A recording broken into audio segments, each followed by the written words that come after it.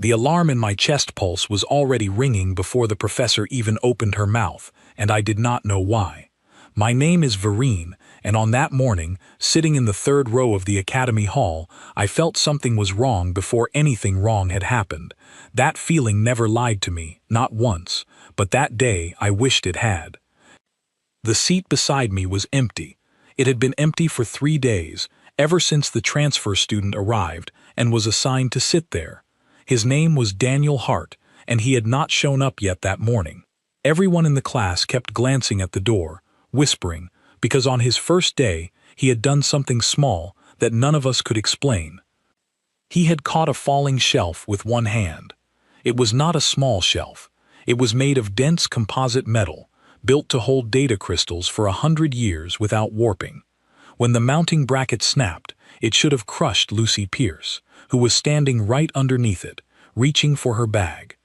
Instead, Daniel moved faster than anyone in that room had ever seen a person move, caught it mid-air, and set it down like it was made of paper. Then he smiled, said sorry for the mess, and picked up the fallen books like nothing had happened. We are not a species built for that kind of speed. None of us are. Our academy hosts 9 different species from 9 different systems, all of them raised on gentle worlds, safe worlds, worlds where danger had been engineered out of daily life centuries ago. We do not have reflexes like that. We do not have strength like that. And yet this 17-year-old human boy, wearing a perfectly pressed uniform with his tie always straight and his shoes always polished, had done it without even breathing hard. The professor cleared her throat and called the class to order, but I could not stop staring at that empty seat. Something about it made my skin ridges tighten. Then the door slid open, and Daniel walked in. He apologized quietly to the professor, said he had lost track of time, and walked to his seat with that same calm, easy smile he always wore. It was a warm smile, the kind that made you feel like you were the only person he was glad to see. He sat down next to me and whispered a good morning, and for a moment, everything about him felt completely normal. Just a boy. Just a classmate.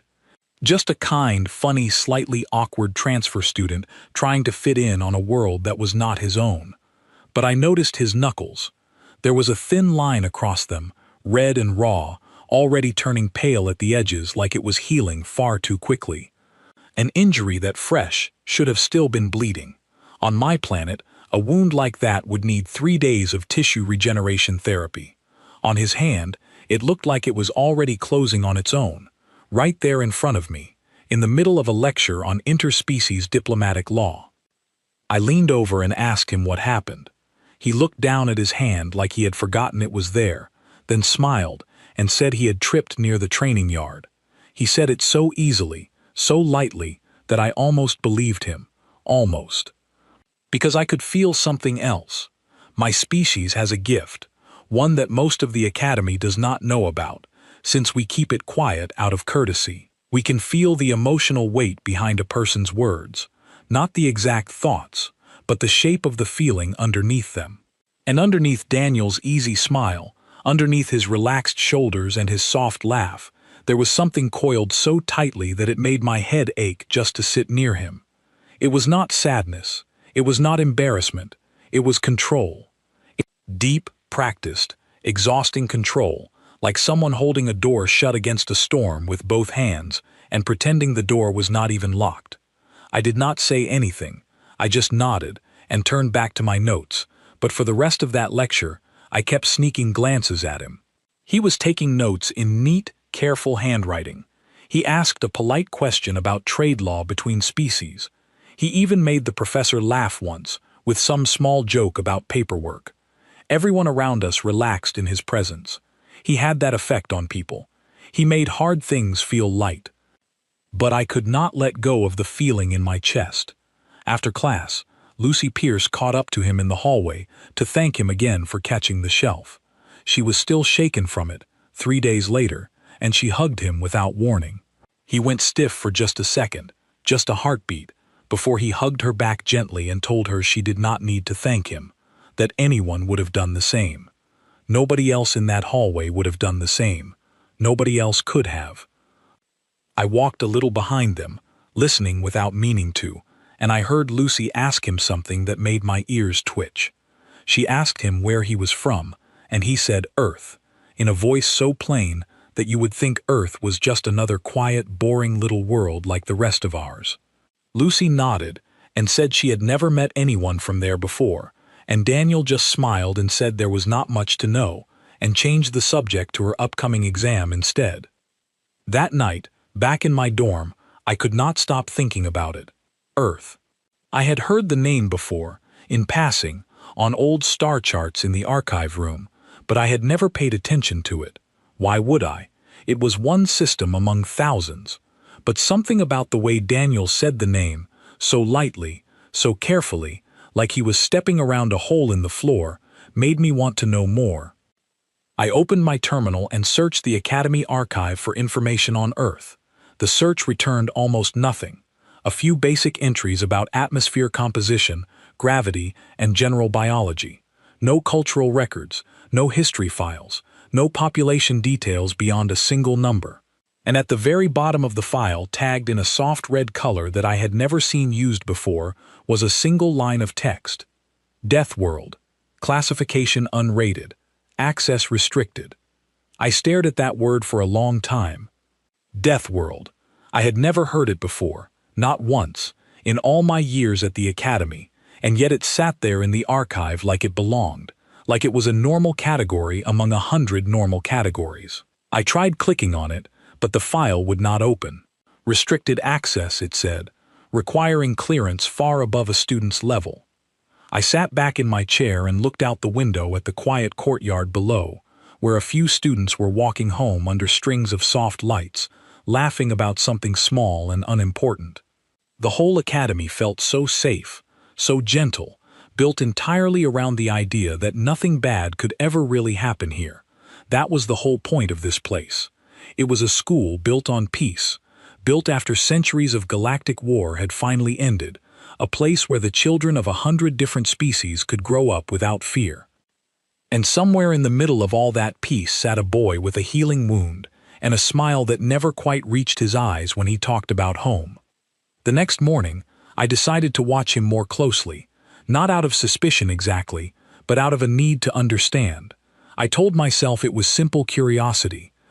I told myself I was not afraid, but some small part of me, the part that still remembered old stories about worlds too dangerous to ever be visited, worlds where creatures killed each other simply to survive another day, could not stop wondering if Daniel Hart had walked out of one of those stories and into our classroom, wearing a uniform and a smile like a disguise.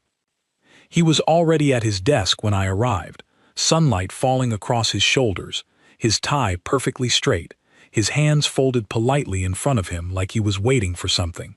He looked up when I sat down and gave me that same warm smile, the one that made everyone around him feel safe. I smiled back, even though my chest was tight with questions I did not yet know how to ask. Class began. The professor spoke about ancient treaties and the founding of the academy. Daniel took notes. Lucy passed him a note about their homework, and he laughed quietly at something written on it. Everything looked ordinary. Everything looked calm. But under my desk, where no one else could see, I noticed his right hand resting flat against his knee, fingers pressed down hard enough that the skin along his knuckles had gone pale white, like he was holding himself in place, like he was making sure some part of him stayed seated, stayed quiet, stayed small. I did not know yet what he was holding back. But I knew, with a certainty that settled deep into my bones, that whatever it was enormous.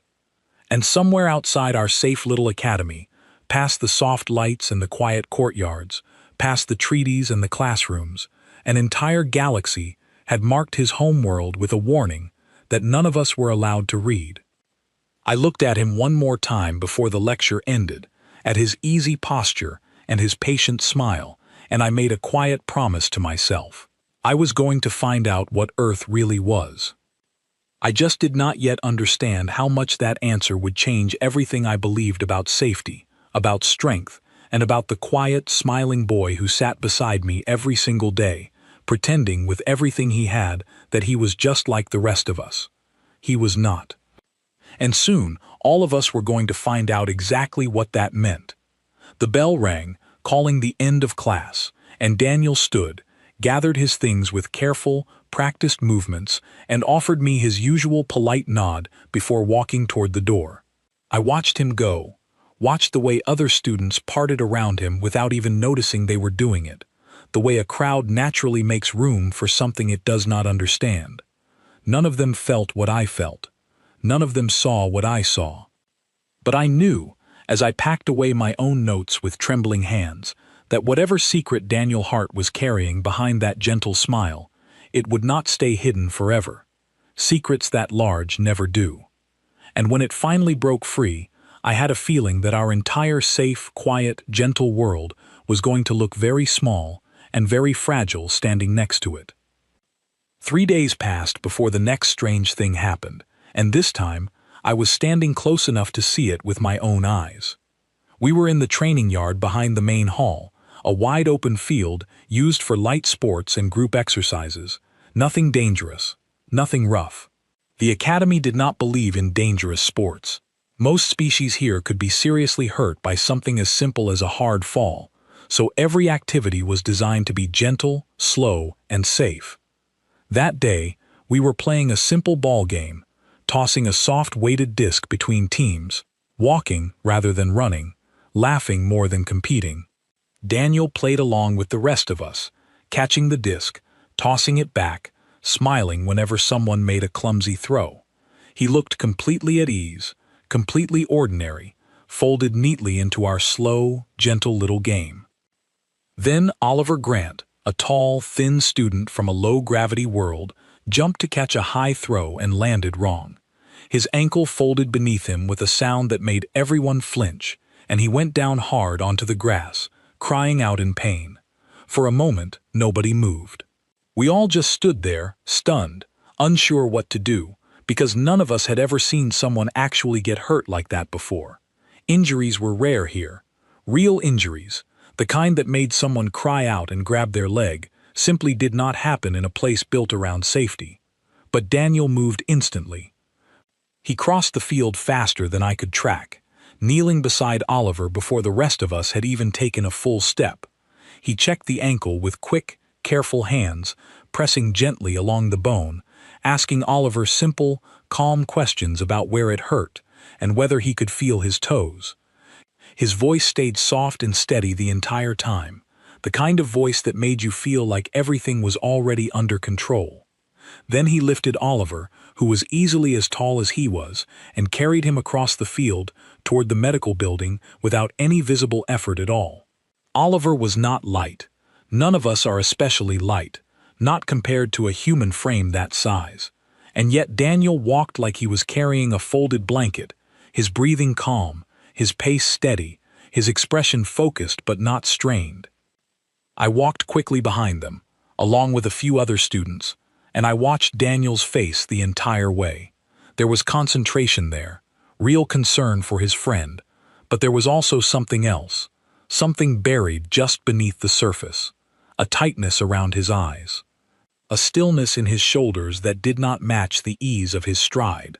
At the medical building, the healer took one look at Oliver's ankle and told us it was a clean fracture, nothing dangerous, easily repaired with a few hours of bone regeneration therapy. Oliver would be fine by evening. Daniel stayed until the healer confirmed this, then quietly stepped outside to let the treatment begin. I found him sitting alone on a bench near the entrance, elbows on his knees, staring at his own hands. I sat down beside him without asking permission, and for a while, neither of us spoke. Finally, I asked him how he knew what to do so quickly, how he knew to check for feeling in the toes, how he had learned to carry someone so easily without hurting them further.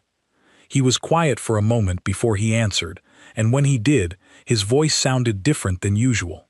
Quieter, older somehow, even though he was the same age as the rest of us. He said that where he came from, people got hurt a lot, and you learned quickly how to help, because sometimes there was nobody else around who could. I asked him what that meant, exactly, and he gave me a small, tired smile and said it was a long story, and that it was not really something people liked to talk about at school. Then he stood up, straightened his jacket, and asked if I wanted to get something to eat before evening classes. His voice light again, his smile back in place, like a curtain drawn quickly over a window. I let him change the subject, because I did not yet know how to push further without seeming rude. But that night, I went back to the archive terminal in my dorm room and tried again to open the file on Earth. This time, I searched not for Earth directly, but for the word Deathworld itself, hoping to find some general definition that was not locked behind restricted access. I found one small entry, buried deep in an old academic paper about planetary classification systems, written decades ago by a scholar from a species I did not recognize. The entry was brief, almost clinical, but it made my hands go cold as I read it. A death world, the paper explained, was a planet where the environment itself was hostile to complex life. Crushing gravity, unstable weather, predators evolved specifically to hunt intelligent beings, diseases that mutated faster than medicine could respond. On most death worlds, intelligent life either never evolved at all or evolved and quickly went extinct, unable to survive the relentless pressure of their own world. There were only a handful of known death worlds in the entire catalogued galaxy where intelligent life had survived long enough to develop civilization. The paper listed exactly 3 examples, and then noted, almost as an afterthought, that all further data on those 3 worlds had been sealed by joint council decision, for reasons the paper did not specify. I sat back from my terminal, my mind racing. Daniel was not just from a foreign world. He was from a death world, a place where survival itself was a daily struggle against forces the rest of us had never even imagined, a place where learning to set a broken bone, or catch a falling shelf, or lift a friend twice your expected strength, was not remarkable at all. It was simply what you needed to know in order to live past childhood. The thought settled over me heavily. I thought about the way he moved through our safe, gentle school, softening every step, dimming every reaction, wrapping himself in politeness and warmth like a second uniform worn over the first. He was not hiding a temper, or a secret, or a shameful habit. He was hiding an entire history, an entire world's worth of struggle, folded down small enough to fit quietly into a classroom seat. The next day, I watched him differently. I noticed the way he always sat with his back near a wall, never in the open middle of a room. I noticed the way his eyes moved constantly, small glances toward doors and windows, so quick and so casual that I had never noticed them before. I noticed the way he flinched, just slightly, whenever a loud noise echoed unexpectedly through the halls, and the way he covered that flinch instantly with a smile or a joke, so smoothly that anyone not paying close attention would never catch it at all. He was performing normal. Every single day, in every single class, he was performing it, carefully and endlessly, like an actor who never got to leave the stage. During lunch that week, Lucy asked him to tell everyone something interesting about his home planet, expecting some fun little story, the kind we all shared about our own worlds.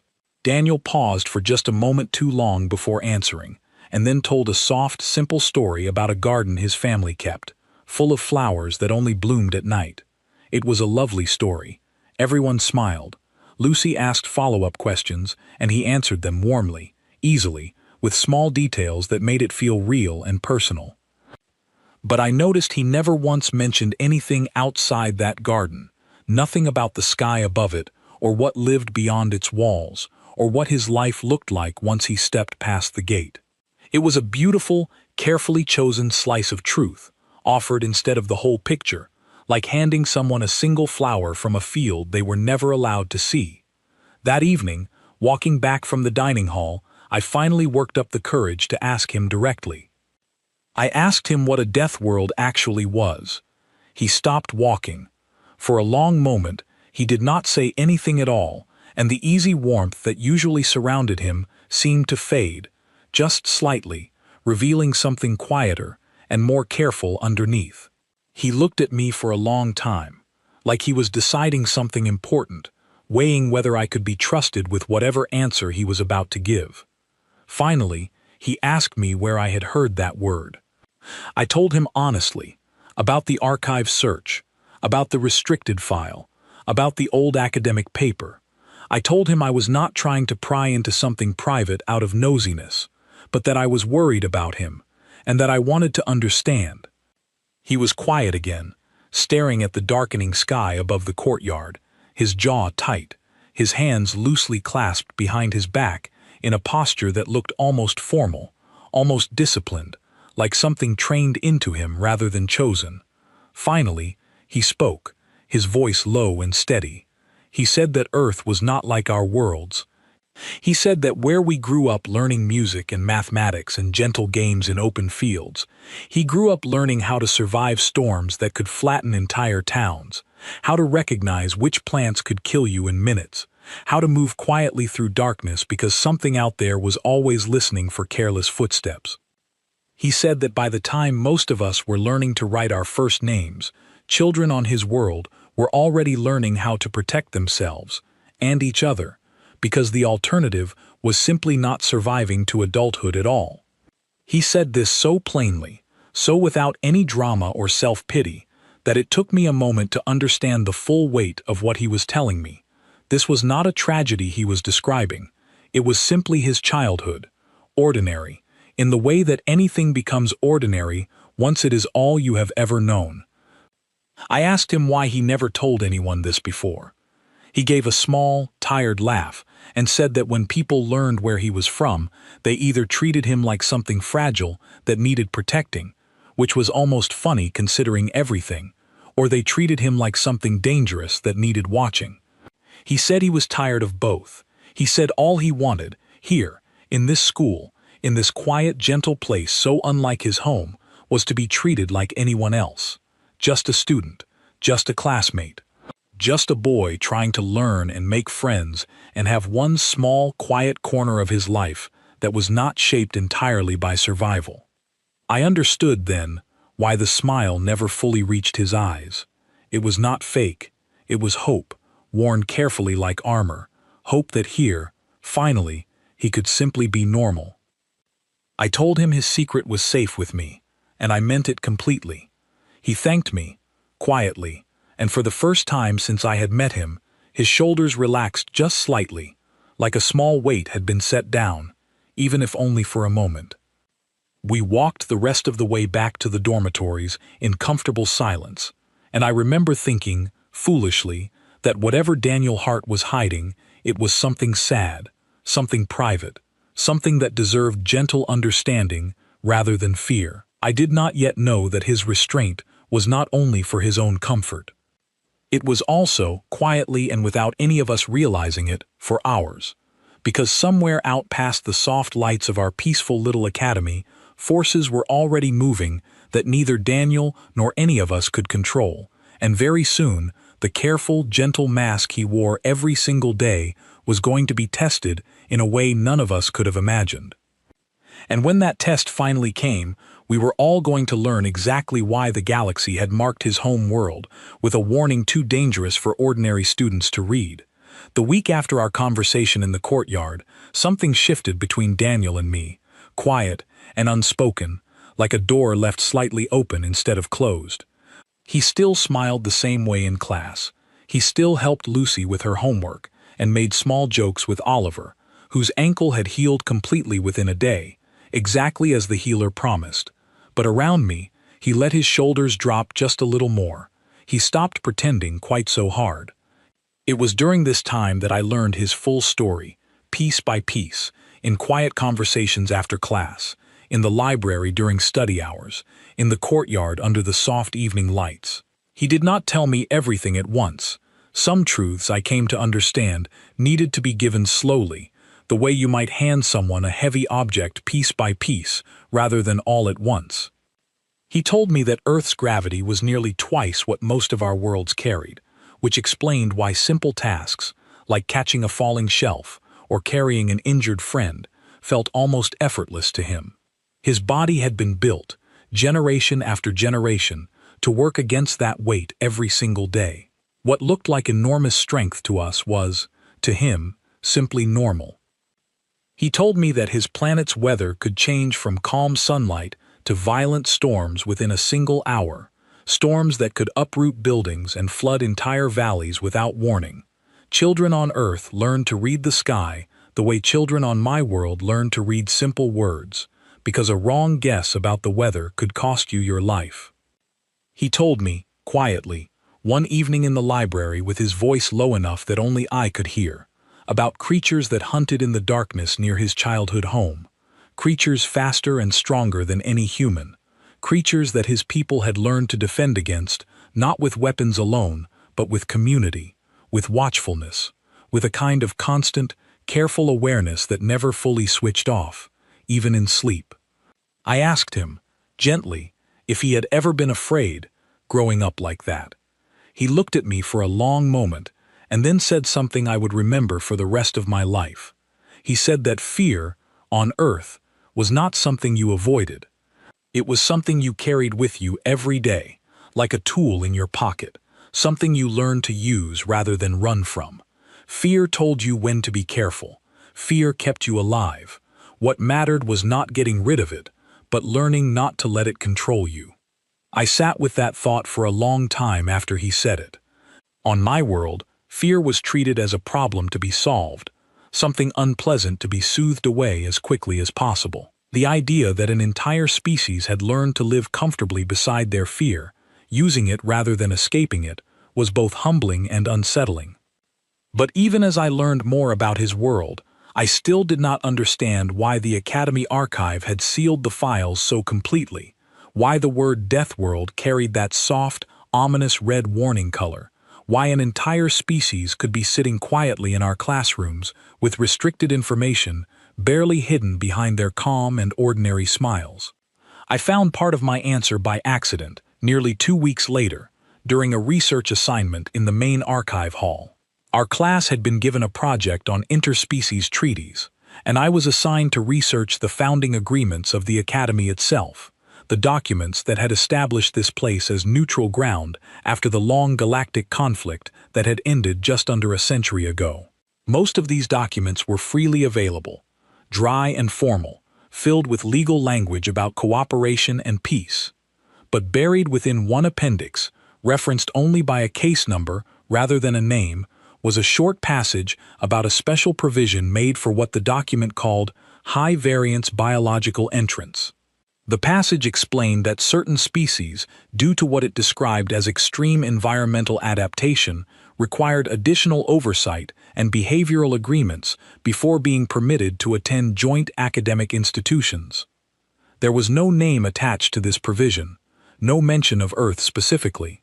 But the description matched everything Daniel had told me almost perfectly, and my hands went cold as I read further.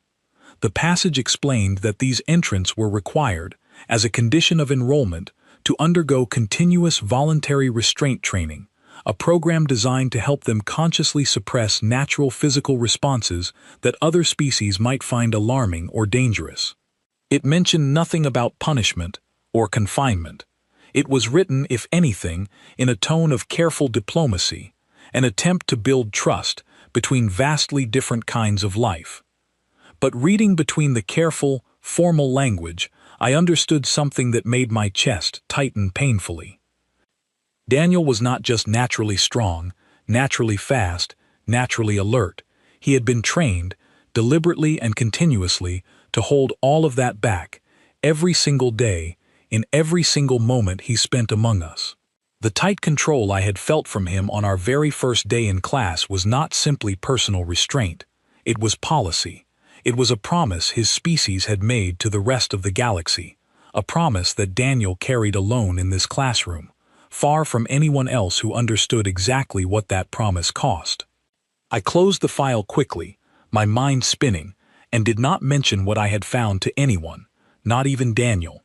I did not yet know how to bring it up without making him feel like I had been digging through his private history behind his back, even though, in a way, I had been doing exactly that. That evening, I found him sitting alone near the training yard, watching a group of younger students practice a slow, gentle sport under the setting light of our system's twin suns. He looked peaceful, sitting there, his uniform slightly loosened at the collar, his usual careful posture relaxed just enough to notice. I sat down beside him without saying anything at first, and for a while, we simply watched the younger students together in comfortable silence. Finally, I asked him if it was hard, holding himself back all the time. He glanced at me, surprised, and then let out a long, quiet breath, like he had been waiting a long time for someone to simply ask him that directly, instead of asking about his homeworld in curious, careful pieces. He said it was the hardest thing he did every single day, harder than any exam, any assignment, any physical challenge the academy could ever put in front of him. He said that every moment he spent among us required constant, quiet effort, a kind of internal discipline that never fully switched off, not even while sleeping, because his body had been shaped by a world that never allowed for carelessness, and here, in this gentle place, carelessness could genuinely hurt someone he cared about. He told me that back on Earth, there were entire training programs built specifically to help people like him prepare for exactly this kind of life among other species. Programs that taught measured movement, careful strength, quiet awareness without visible tension. He had trained for years before he was even considered ready to attend a school like ours. And even after all that training, some days were harder than others. I asked him what made some days harder. He was quiet for a moment, and then admitted, softly, that loud, sudden movement still triggered something instinctive in him, something built deep into his nervous system that no amount of training could fully erase. He said that whenever something startled him, his body wanted to react instantly, decisively, in ways that would look, to the rest of us, like something out of a nightmare. He said he had learned to catch that reaction almost every time, to convert it instantly into something calm and controlled before anyone else even noticed. Almost every time, he repeated, quietly, like the word almost carried its own particular weight. I asked him what happened on the times when he could not catch it in time. He looked away from me then, out toward the darkening sky, and admitted that it had only happened once before, back during his early training, in a controlled environment designed specifically to test his limits. He said the instructors had been prepared for it, protected, ready. He said it had been frightening, even for him, watching himself move like that, faster and harder than he ever wanted to. He said he prayed, quietly and constantly, that it would never happen here, in a place full of people who had never needed to prepare for anything like him at all. I remember feeling a strange mixture of fear and deep affection in that moment, sitting beside him under the darkening sky. Fear, because I now understood, more clearly than ever, exactly how much power he carried inside that carefully controlled frame. And affection, because I could see, plainly, how much effort he poured into making sure that power never touched any of us by accident. He was not a beast hiding behind a smile. He was a boy, carrying an enormous weight, quietly and mostly alone, doing everything in his power to protect the very people who would likely fear him if they ever saw what he truly carried. I told him that his secret, his whole secret, the training, the restraint, the effort behind every calm moment, was safe with me completely, and that nothing I had learned made me trust him any less. If anything, it made me trust him more, knowing the discipline it took for him to walk among us so gently every single day. He turned to look at me then, and for the first time since I had met him, his smile reached all the way to his eyes, warm and real, and entirely without effort. We sat together a little longer, watching the younger students finish their gentle game and wander off toward the dining hall, laughing about something small and unimportant. The evening felt peaceful, ordinary, safe. Neither of us knew, in that quiet moment, that our safety was about to be tested in a way far beyond anything either of us had imagined. 3 days later, alarms would tear through that same peaceful courtyard, and the careful, patient control Daniel had spent years building would finally, completely, break. But that night, sitting together under the twin suns, we simply enjoyed one more quiet evening of pretending, gently and kindly, that our world was as safe as it looked. It would be the last evening like that for a very long time. The alarms began just after midday, 3 days after that quiet evening in the courtyard, and at first, none of us understood what was happening. I was in the middle of a mathematics lecture when the low, rolling tone of the Academy's emergency signal echoed through every hallway at once, a sound none of us had ever heard outside of safety drills. The professor stopped mid-sentence, her expression shifting from confusion to concern as a message scrolled across the room's display screen. Unidentified vessel breach. Outer perimeter compromised. All students proceed calmly to designated shelter zones. For a moment, the entire room simply sat still, stunned by words that did not belong anywhere near our peaceful academy.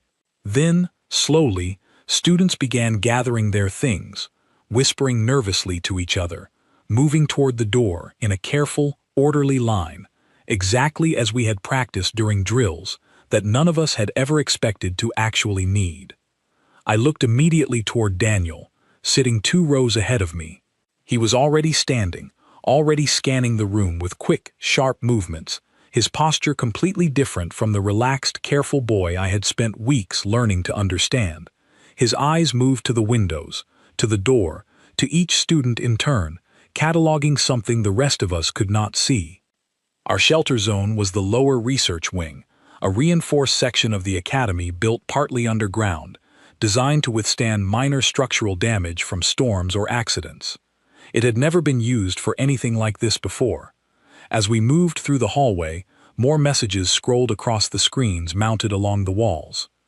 The unidentified vessel had been identified as a small raiding craft, the kind occasionally used by scavenger groups operating just outside regulated space, groups that usually targeted unguarded cargo routes rather than protected academic institutions.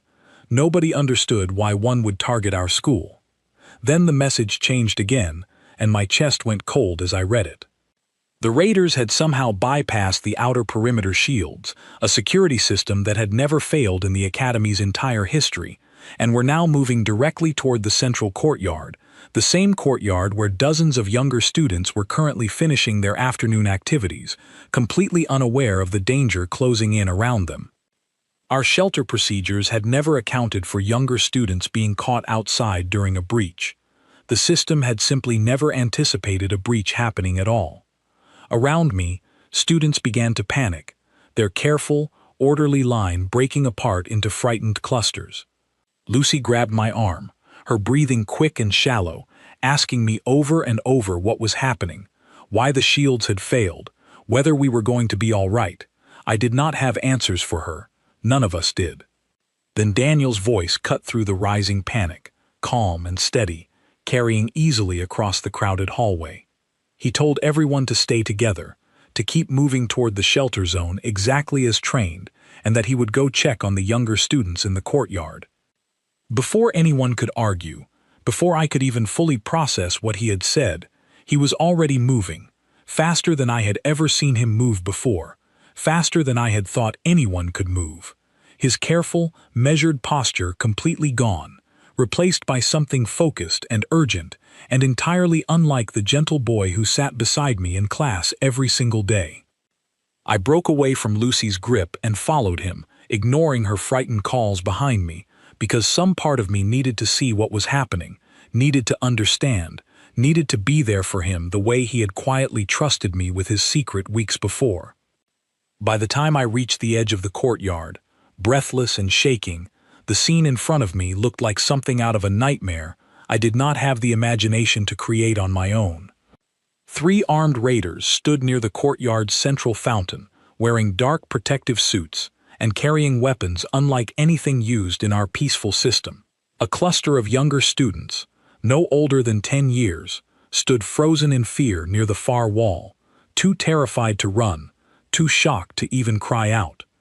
One of the raiders was shouting something in a language I did not recognize, gesturing toward the children with his weapon, while his companions scanned the surrounding buildings, clearly searching for something specific, something they believed was hidden within our peaceful academy. Daniel stopped at the edge of the courtyard, just out of their direct line of sight, and for one long, terrible moment, he simply stood still, his hands loosely at his sides, his breathing slow and deliberate. I realized, watching him, that he was making a choice. I could see it in the tightness of his jaw, the stillness of his shoulders, He was deciding whether to hold back, the way he had trained himself to do every single day since arriving at our school, or to let go of every careful restraint he had built around himself for our comfort and our safety. One of the raiders turned toward the children and raised his weapon, his intention horribly clear even without understanding his words, and I watched something in Daniel's expression change completely. The careful control shattered. He moved so fast that my eyes could barely track him, crossing the distance to the nearest raider in what felt like a single heartbeat. He did not use any weapon. He did not need one. He simply moved with a speed and precision that belonged to a world far harsher than ours, disarming the raider with one motion and placing him firmly and safely on the ground before the man even understood what had happened. The second raider turned, alarmed, raising his own weapon toward Daniel, but Daniel was already moving again, closing the distance instantly, redirecting the weapon harmlessly toward the sky before it could fire, using controlled, careful strength that still, even now, in the middle of real danger, showed remarkable restraint. He was not trying to hurt them. He was trying to stop them, as gently and as effectively as the situation allowed. The third raider, seeing his companions subdued within seconds, turned to run, but Daniel caught him easily, holding him firmly in place without causing him any lasting harm, his voice low and commanding as he told the man, in our shared trade language, to stay still and nobody needed to get hurt. The entire confrontation took less than 30 seconds. I stood frozen at the edge of the courtyard, staring at the scene in front of me, at the 3 subdued raiders, at the terrified but unharmed children still huddled against the far wall, at Daniel standing calmly among the chaos he had just ended, his uniform slightly disheveled, his breathing steady, his expression a strange mixture of relief and quiet exhaustion. For a moment, nobody moved. The children stared at Daniel with wide, uncertain eyes, unsure whether to be grateful or afraid. I understood exactly how they felt, because I felt the same confusing mixture of emotions myself, watching the gentle, careful boy I had come to know reveal, so suddenly and so completely, exactly what he had been holding back every single day since he arrived. Academy security arrived moments later, alerted by the courtyard's alarm sensors, quickly taking the subdued raiders into custody and ushering the frightened children safely toward the shelter zone. Daniel answered their questions calmly, explaining exactly what had happened, his voice steady and controlled once again, the careful mask slowly settling back into place, even as security officers stared at him with a mixture of gratitude and open astonishment. I moved closer to him once the officers stepped away to secure the raiders, and for a long moment, we simply looked at each other, neither of us quite sure what to say. Finally, I asked him if he was all right. He let out a long, unsteady breath and admitted, quietly, that he had not moved like that since his early training, years ago. He said it felt strange, terrifying and clarifying at the same time, like stepping fully into a version of himself he usually kept locked carefully away. I told him that he had just saved a courtyard full of children, that whatever fear he carried about being seen clearly, in this moment, none of that mattered. What mattered was that he had acted, instantly and decisively, when nobody else among us could have done anything at all. He gave me a small, tired smile and said he only hoped the rest of the academy would see it the same way. I did not yet know how right he was to worry about that. Because within hours, footage of the confrontation would spread through the entire academy, shared quickly and nervously between students who had not witnessed it themselves, and the reaction would not be simple gratitude alone. Fear would follow closely behind it, quiet and uncertain, the same fear that had clearly followed Daniel his entire life, no matter how gently he tried to live among us.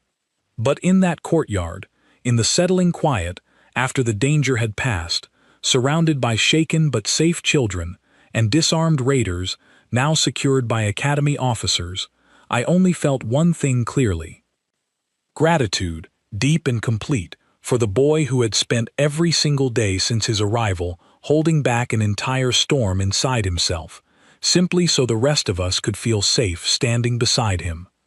That storm had finally been allowed to show itself, if only for 30 seconds, and it had saved every single one of us.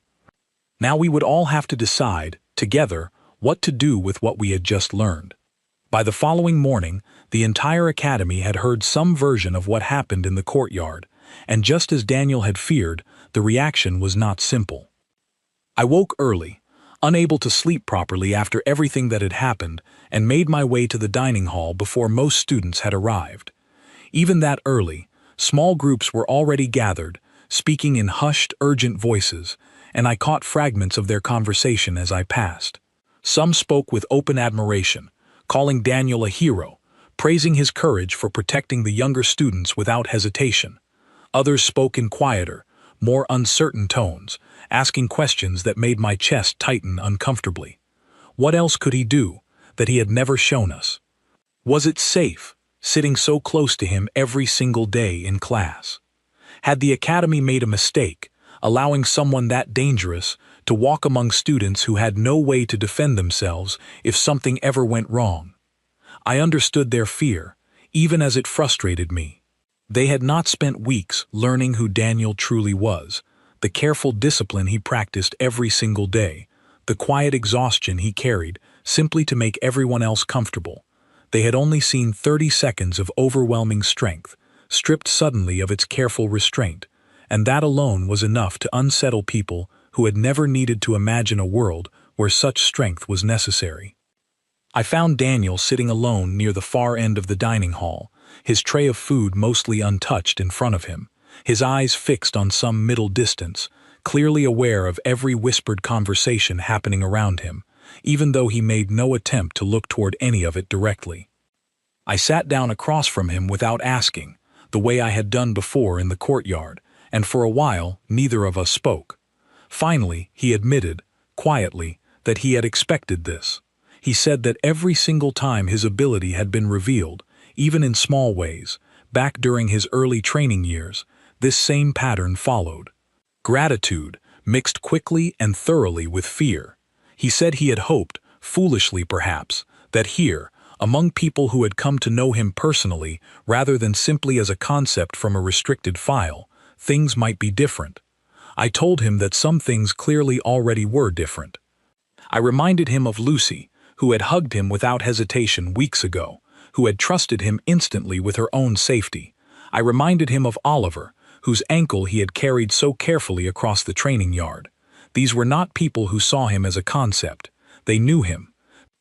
Before Daniel could answer, Lucy herself walked over, her tray in hand, and sat down beside him without any hesitation at all. She told him plainly, in front of several other students who had turned to watch, that she had heard what happened, and that she was grateful, not afraid, and that anyone whispering otherwise clearly did not understand what real courage looked like.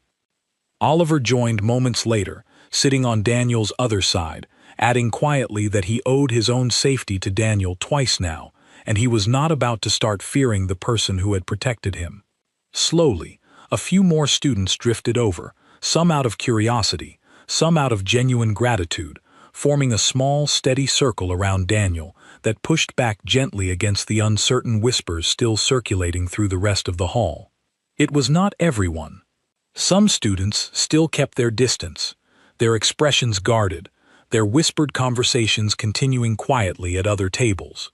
Fear, once planted, does not disappear overnight, and I understood that some of that fear would likely take a long time to fully fade, if it ever fully did. But watching Daniel's shoulders slowly relax, watching the tension around his eyes ease just slightly as Lucy continued talking cheerfully beside him, I understood that whatever fear remained, he would not be facing it entirely alone anymore. Later that day, Academy administrators called Daniel to a formal meeting, and I waited anxiously outside the office until he emerged nearly an hour later. He told me, once we were walking back toward the dormitories together, that the administrators had thanked him formally for his actions, confirming that the raiders had indeed been searching for valuable research equipment stored within the academy, equipment that could have caused serious harm if it had fallen into the wrong hands. He also told me that the administrators had gently raised the question of whether he needed additional support, additional training, or perhaps a period of counseling to help him process what had happened. He said he appreciated the offer, but told them honestly that what he needed most was simply to be trusted enough to continue his normal life at the academy, without extra restrictions or extra suspicion layered on top of an already difficult balance he maintained every single day. The administrators, to their credit, had agreed, noting formally in their records that his actions had been both necessary and admirably restrained, given the potential severity of the situation. Word of that official response spread quickly through the academy as well, and over the following days I noticed a slow, steady shift in how students spoke about him. The whispers of fear did not disappear completely, but they grew quieter, gradually replaced by something closer to careful respect, the kind reserved for someone whose strength was matched, clearly and consistently, by remarkable self-control. A week after the incident, our class gathered for a special session, one arranged personally by our professor, focused not on any academic subject, but on open discussion about what had happened and what it meant for our understanding of each other as different species sharing this school. Daniel spoke during that session, quietly at first, then with growing confidence, explaining a little more about his homeworld than he had ever shared with the wider class before.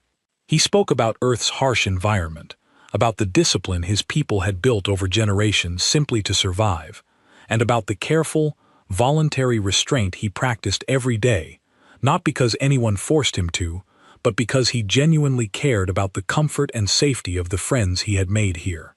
He spoke about fear, the way he had explained it to me weeks earlier in the library, describing it not as something to be eliminated, but as something to be understood and respected.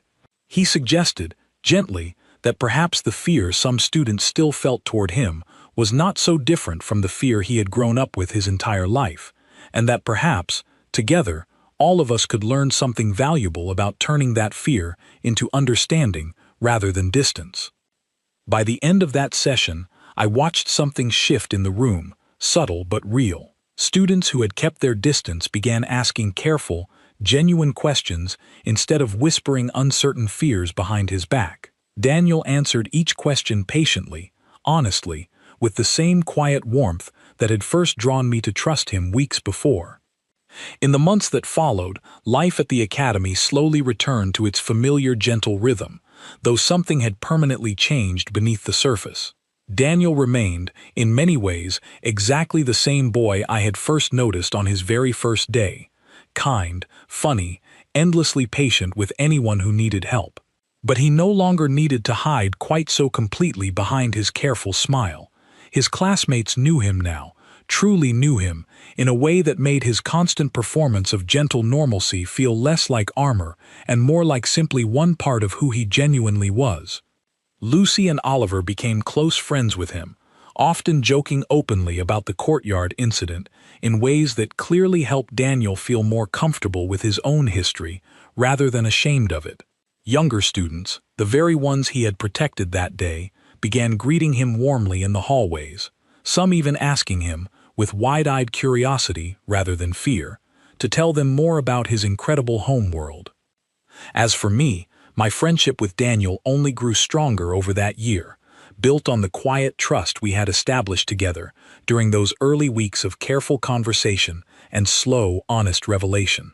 I learned, eventually, much more about Earth, about its wild storms and its complicated history, about the deep, stubborn resilience that had allowed humanity to survive and even flourish on a world that should have, by every measure the rest of the galaxy understood, made civilization impossible.